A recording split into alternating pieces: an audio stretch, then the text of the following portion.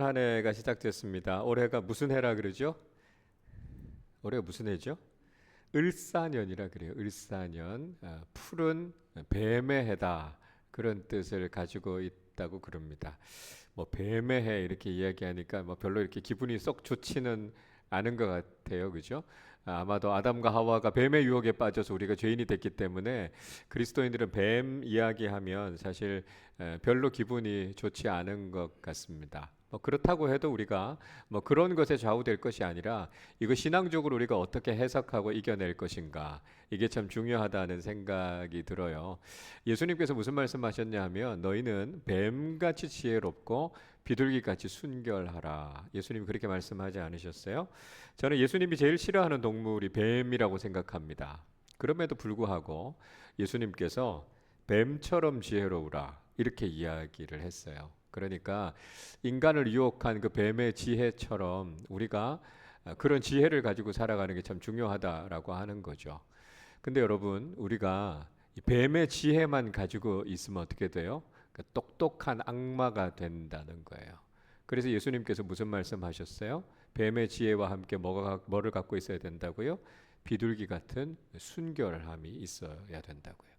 그래서 우리가 이 두 가지를 같이 가지고 있어야 악한 세상 속에서 예수님의 제자답게 살아가는 겁니다. 만약에 뱀의 지혜는 없고 비둘기 같은 순결함만 가지고 여러분이 세상을 살아가면 어떻게 되겠어요? 맨날 쥐어 터지는 거죠. 그렇죠? 그래서 이 두 가지가 같이 있어야 되는 거예요.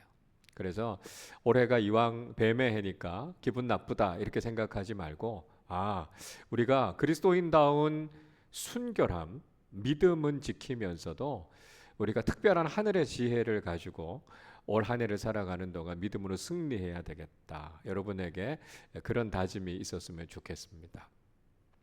자, 새로운 한 해가 시작이 되면 보통 한 해가 시작된다라고 하는 이야기를 할 때 올해 처음 태어난 아기들 이야기를 합니다. 그렇죠? 그래서 매년 새해 첫 시간에 처음 태어난 아기들 이야기가 이렇게 신문 기사에 나옵니다. 올해도요. 1월 1일 0시에 경기도 고양시 일산 차병원에서 아이들이 태어났어요. 남자 아이들이 셋 태어났는데요. 태명이 재밌어요. 뒹구리. 뱃속에서 뒹굴뒹굴 하다가 나왔다 그래요. 그래서 뒹구리, 꼬물꼬물 꼬물이, 그 다음에 니케, 승리의 여신이잖아요, 니케. 그래서 그 아이들 셋이 그 병원에서 같이 영시에 태어났다고 그럽니다. 그래서 아이들이 막 이렇게 딱 새해를 열면서 힘차게 막 울면서 엄마 뱃속에서 나오지 않았겠어요? 자, 그것처럼 우리도 한 해를 시작하면서 좀 세상을 향해서 우렁차게 좀 포효하면서 믿음의 사람답게 올 한 해를 좀 힘차게 시작했으면 좋겠다. 그런 패기, 그런 소망, 그런 기쁨, 용기 이런 것들이 우리의 삶에 있었으면 좋겠다. 그런 마음을 한번 가져봅니다. 여러분 어떠세요? 아기들이 이쁘세요? 예뻐요? 귀여워요? 우리 청년들 중에서도 보면 유독 요즘 보니까 아기가 너무 이뻐요. 이렇게 이야기하는 지체들이 있어요. 왜 그러냐면 이제 장가 갈 때가 돼서 그런 거예요. 시집 갈 때가 돼서 그런 거예요. 제 아내가 아기를 그렇게 좋아합니다. 그래서 요즘도 장난같이 그래요. 우리 아기 하나 더 낳을까? 뭐 이런 얘기를 해요. 근데 저는 충분하다.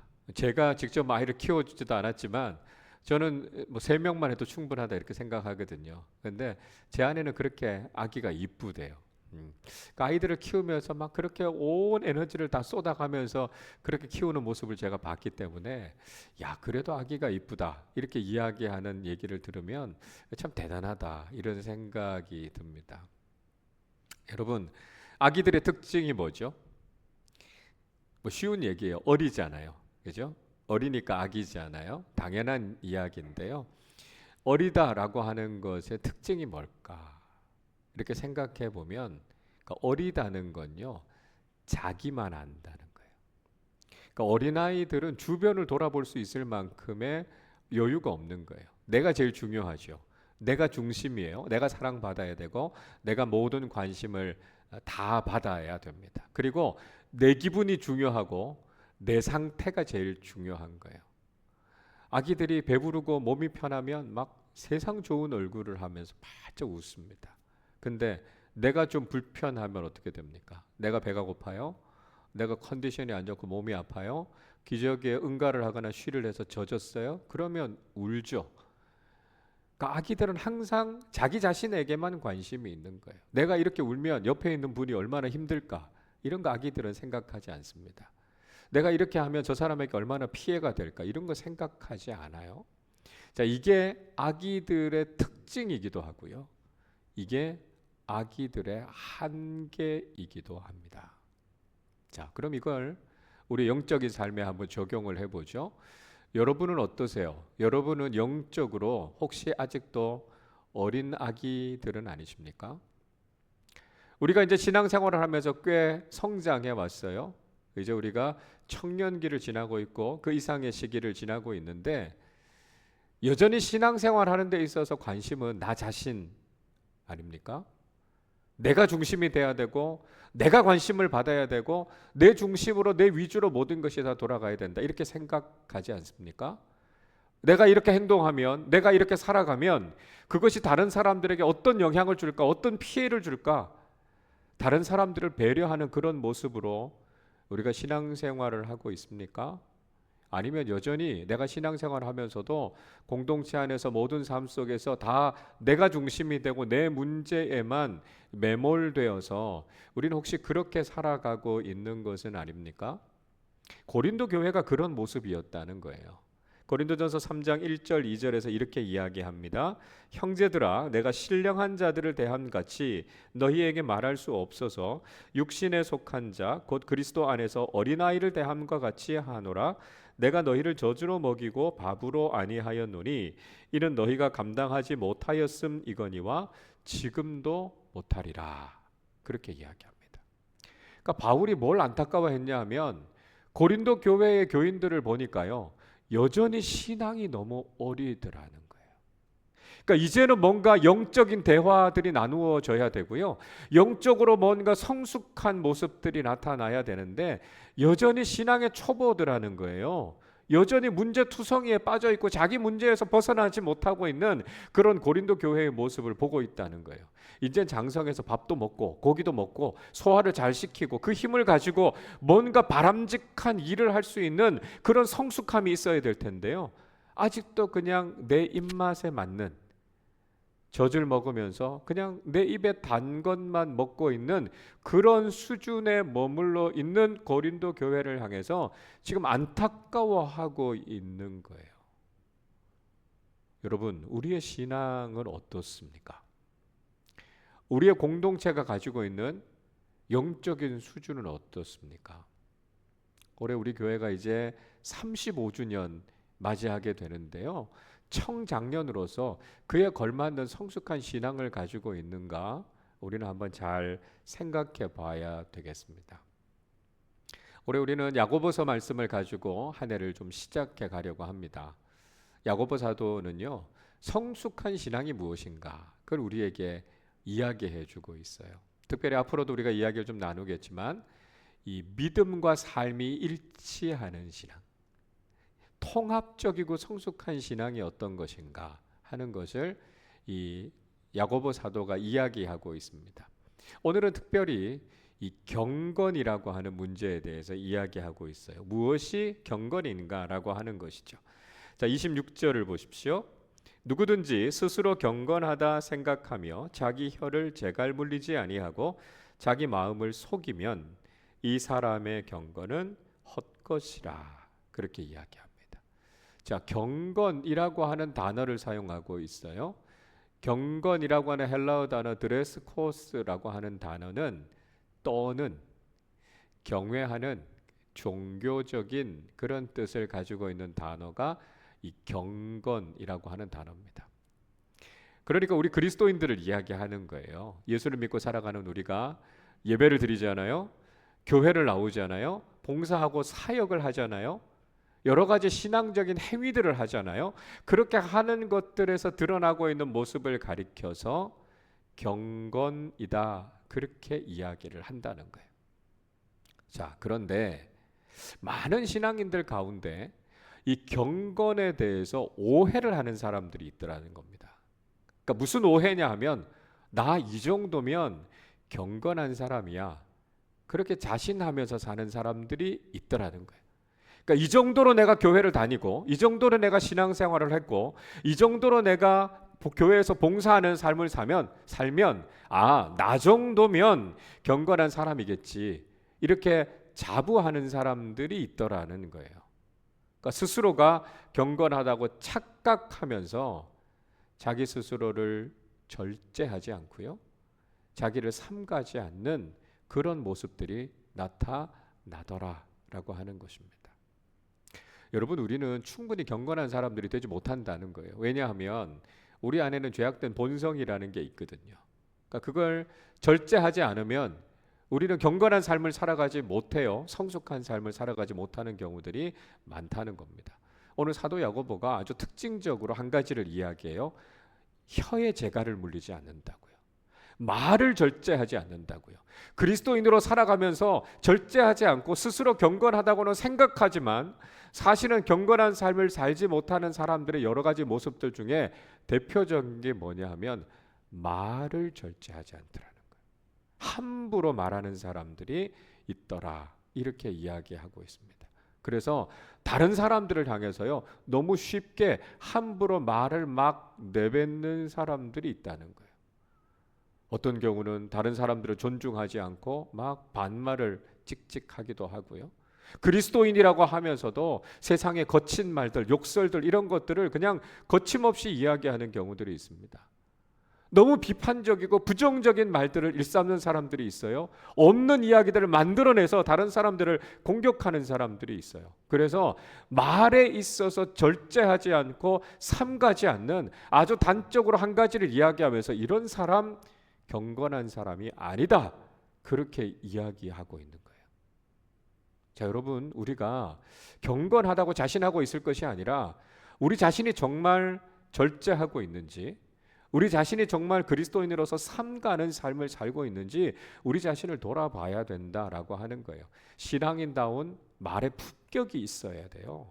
절제하는 삶이 드러나야 돼요. 우리 안에 있는 정욕들과 우리 안에 있는 죄악된 본성들을 절제할 수 없으면 우린 진짜 경건한 삶을 살아가는 게 아니다라고 하는 것을 이야기하는 거죠. 자, 그러면 오늘 야고보 사도가 이야기하는 참된 경건이라는 건 무엇일까요? 우리가 추구해야 할 경건의 삶이라고 하는 건 뭘까요? 자, 27절 말씀인데요. 우리 27절을 같이 한번 읽어보겠습니다. 하나님 아버지 앞에서 정결하고 더러움이 없는 경건은 곧 고아와 과부를 그 환난 중에 돌보고 또 자기를 지켜 새 속에 물들지 아니하는 그것이니라. 자, 야고보 사도는 아까 앞에서도 이야기한 것처럼 경건이 다 똑같은 경건이 아니라는 거예요. 헛된 경건, 잘못된 경건에 빠져 있는 사람이 있는가 하면 하나님 아버지 앞에서 정결하고 거짓이 없는 진짜 경건이 있다는 거예요. 그래서 우리가 교회 열심히 다닌다고 해서요, 신앙생활 오래 했다고 해서요, 열심히 공동체를 섬긴다고 해서요, 그거 가지고 우리가 그 사람 경건하다 그렇게 판단할 수 없다라고 하는 거예요. 겉모습으로 드러나는 거 가지고 우리가 경건하다고 이야기할 수 없다는 거죠. 그래서 사도 바울이 디모데후서 3장 5절에서 이렇게 이야기해요. 경건의 모양은 있으나 경건의 능력은 부인하니 이 같은 자들에게서 내가 돌아서라. 그렇게 이야기합니다. 겉으로 보면 경건한 신앙인인 것처럼 보여요. 그러나 정말 그 사람에게 알맹이가 없는 거죠. 경건의 능력이 없는 사람들, 이런 사람들은 정말 경건한 사람이 아니다. 그렇게 이야기하고 있는 겁니다. 자, 그러면 사도 야고보가요, 어떤 사람이 정말 경건한 사람이라고 이야기할 수 있을까요? 오늘 본문에서 경건한 신앙인의 모습 두 가지를 이야기하고 있습니다. 하나는 참된 경건은 다른 사람들, 특히 소외되고 연약하는 사람들을 돌보는 것이다. 그렇게 이야기하고 있습니다. 야고보 사도가요, 우리가 고아와 과부, 사회적인 약자들이 환난 속에 있을 때, 어려움 속에 있을 때 그 사람들을 돌아볼 줄 아는 사람들이 진짜 경건한 사람이다. 그렇게 이야기하고 있습니다. 구약의 가르침 아닙니까? 하나님께서 이스라엘 백성들에게 당시의 세 부류의 대표적인 사회의 약자들, 고아, 과부, 나그네들을 학대하지 말라고요. 그들을 돌보아 줄 것에 대해서 명령하지 않았습니까? 경건한 신앙인으로 살아가는 사람들은요, 자기 자신의 삶만 생각하는 것이 아니라 주변의 연약한 사람들에게 관심을 가지면서 사는 사람들이에요. 그리고 그 사람들이 지금 어떤 어려움 가운데 있는가를 돌아보고 긍휼의 마음을 가지고 구체적으로 그 사람들을 돕는 삶을 살 수 있을 때 그걸 보면서 경건의 삶이다. 그렇게 이야기한다는 것이죠. 여러분, 우리가 경건에 대해서 이야기할 때 자기 자신의 문제가 아니라 다른 사람들에 대한 관심을 이야기하고 있다라고 하는 것은 굉장히 중요한 의미가 있다고 생각합니다. 그러니까 우리가 경건한 신앙생활을 한다라고 하는 건 내가 얼마나 열심히 교회를 다니고 내가 얼마나 기도를 많이 하는가, 이게 1차적인 문제가 아니라는 거예요. 우리가 다른 사람들에 대한 관계, 다른 사람들에 대한 관심, 결국 신앙이라고 하는 것은 바로 이런 관계적인 의미에서 이해해야 된다라고 하는 거죠. 여러분, 이게 왜 중요할까요? 저는 분명한 이유가 있다고 생각합니다. 제가 전에 죄의 특성에 대해서 여러분 뭐라고 말씀드렸습니까? 죄의 중요한 특성은 뭐냐 하면 자기중심성이에요. 죄라고 하는 것은 결국 내가 모든 것의 중심이 돼야 한다라고 하는 생각이고요. 그래서 결국은 내가 하나님처럼 되고자 하는 욕망, 그게 바로 죄가 가지고 있는 본성입니다. 그러면 구원받은 그리스도인은 어떤 사람입니까? 이런 자기중심성을 탈피하는 사람이고요. 그래서 이타적인 신앙을 실천하는 사람들이 바로 구원받은 그리스도인들입니다. 그래서 이기적인 신앙, 자기 자신의 문제에만 매몰되어져 있는 것이 아니라 이웃들, 다른 사람들을 자기 자신처럼 사랑하는 사람이 되어야 한다는 것이고요. 더 나아가서는요, 절대 타자이신 하나님을 가장 사랑하며 살아가는 사람들이 바로 신앙인이다라고 이야기하죠. 이게 바로 예수님의 가르침 아닙니까? 그러니까 우리가 경건한 신앙인이 되고 우리가 성숙한 그리스도인이 된다라고 하는 것은요, 자기중심적인 신앙을 벗어나는 거예요. 그래서 이타적인 신앙을 실천하는 것이다라고 하는 거죠. 야고보 사도는 바로 이런 차원에서의 경건을 이야기하고 있습니다. 여러분, 눈에 보이는 형제 자매들을 사랑할 수 없는 사람이 어떻게 눈에 보이지 않는 하나님을 사랑하겠습니까? 어떻게 그 사람이 성숙하고 올바른 신앙인이라고 할 수 있겠어요? 우리가 경건의 삶을 살아간다라고 하는 것은 우리 이웃들을 돌아볼 줄 알고요, 그들을 구체적으로 섬길 줄 아는 삶을 살아갈 때 우리는 진짜 경건한 신앙인이 될 수 있다라고 하는 것입니다. 자, 다른 하나는요, 참된 경건은 세속으로부터 자기를 지키는 것이다. 그렇게 이야기하고 있습니다. 자기 자신을 세속에 물들지 않도록 지키는 것이다 라고 이야기하죠. 세속이라는 게 뭡니까? 하나님과 상관없는 과거의 우리의 삶을 즐기는 거죠. 우리의 죄악된 본성으로 그렇게 즐겼던 쾌락의 삶에 빠지는 것, 그게 결국 세속적인 삶이라는 거 아닙니까? 그 세속적인 삶에서부터 적극적으로 우리 자신을 지켜야 된다라고 하는 거예요.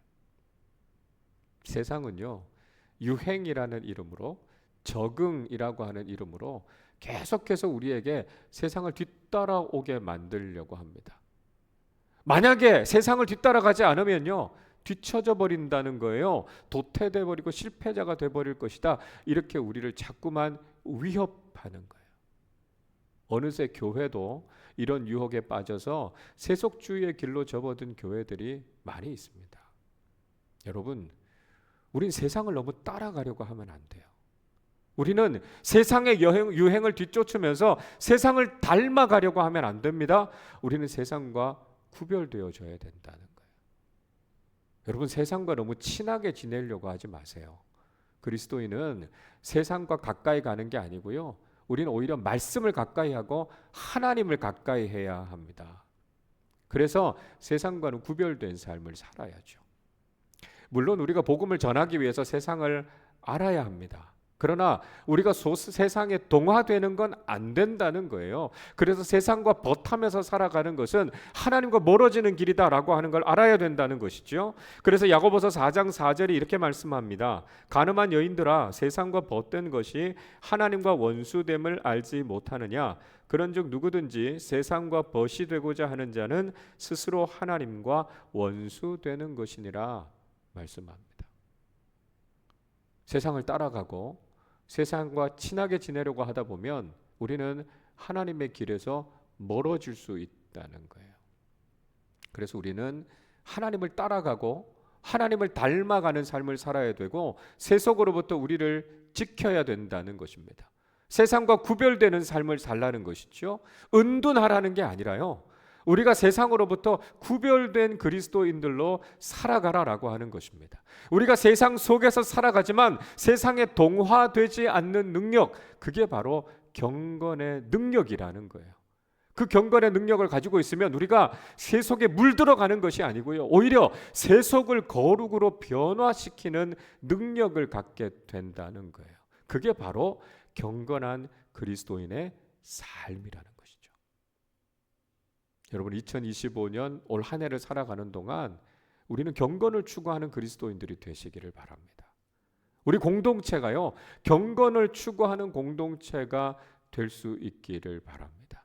그렇게 하기 위해서는 자기중심적인 신앙을 벗어나서 우리의 시야를 좀 넓게 우리의 이웃들과 세상을 향해서 돌려야 합니다. 2025년 올 한 해 우리는 나눔과 섬김으로 성숙함을 드러내는 교회라고 하는 표어를 가지고 신앙생활을 합니다. 올해는 우리 교회가 35주년 맞는 아주 뜻깊은 해예요. 우리가 우리 자신을 축하하면서 기뻐하면서 할 수 있는 일들도 많을 겁니다. 그런데 올해 목회를 준비하면서 하나님께서 제게 주셨던 아주 중요한 방향성이 있어요.